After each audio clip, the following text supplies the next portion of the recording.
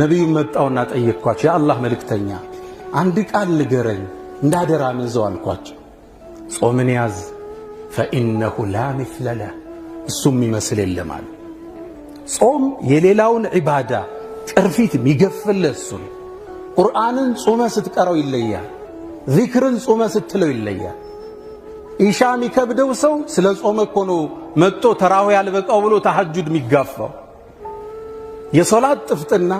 በቀን አንድ ፔጅ ማይቀራ ሰው ሶላት ላይ አንድ ጁዝ እንዴት ይቆማል ጾም የሚገፈው ግልጥና አለ ጥፍጥና አለ የታሸጉ ዒባዳዎች በደረቁ ጉሮሮች ይከፈታል ልብ ብላ አስተውላል አዛን ከማለቱ 20 ደቂቃ በፊት ሚሰማህ ደስታ ምድር ላይ እሱም ይተካል ተምሩ ቀርቦ ቢስሚላህ ብለህ ስትመገበው